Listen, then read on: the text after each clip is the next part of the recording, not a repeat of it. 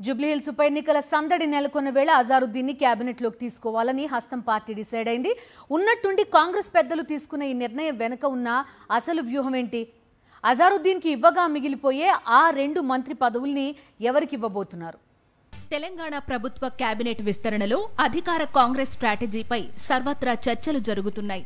ఇప్పటికే 2 దఫాలుగా క్యాబినెట్ విస్తరణ జరగగా మరోసారి విస్తరణకు సిద్ధమైంది కాంగ్రెస్ ప్రభుత్వం. అయినా మరో 2 మంత్రి పదవులు ఖాళీగా ఉంటాయి కాబట్టి వాటిని నింపడానికి మరోసారి మంత్రివర్గ విస్తరణ చేపట్టాల్సి ఉంటుంది. రాష్ట్రంలో కాంగ్రెస్ ప్రభుత్వం ఏర్పాటు కాగానే సీఎంగా రేవంత్ రెడ్డి 11 మంది మంత్రులు ప్రమాణ స్వీకారం చేశారు. రెండోసారి క్యాబినెట్ విస్తరణలో మరో 3 మంత్రులుగా బాధ్యతలు చేపట్టారు. మొత్తంగా ఇప్పుడు క్యాబినెట్లో 15 మంది ఉండగా మరో 3 మంత్రి పదవులు ఖాళీగా ఉన్నాయి. అందులో ఒక మంత్రి పదవి భర్తీ చేయాలని ఏఐసీసీ తాజాగా నిర్ణయించింది. మంత్రిగా అజారుద్దీన్ ప్రమాణ స్వీకారం చేయబోతున్నారు.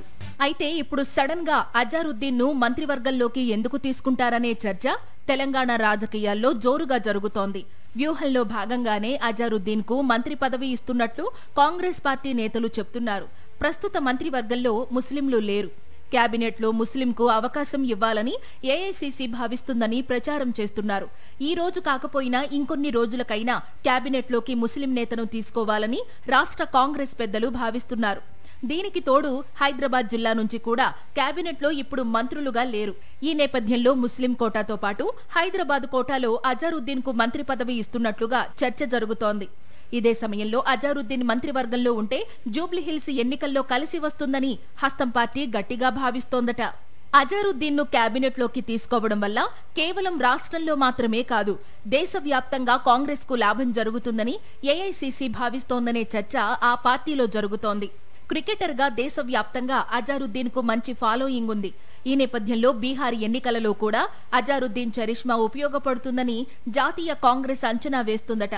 ఇలా అనేక రకాలుగా ఉపయోగాలు ఉండడంతో కాస్త ముందుగానే అజారుద్దీన్ ను క్యాబినెట్ లోకి తీసుకుంటున్నట్లు హస్తం నేతలు చెప్తున్నారు. అజారుద్దీన్ కు మంత్రి పదవి ఇవ్వగా ఇక మిగిలేది 2 మంత్రి పదవులే కాబట్టి ఈ 2 మంత్రి పదవులు ఉమ్మడి నిజామాబాద్, రంగారెడ్డి జిల్లాలకు ఇస్తారని ప్రచారం జరుగుతోంది. డిసెంబర్లో ఆ 2 మంత్రి పదవుల భర్తీ ఉంటుందని, ఆ సమయానికి ఎవరికి ఇవ్వాలనే దానిపై ఆలోచిస్తామని చెప్తున్నారు పీసీసీ పెద్దలు.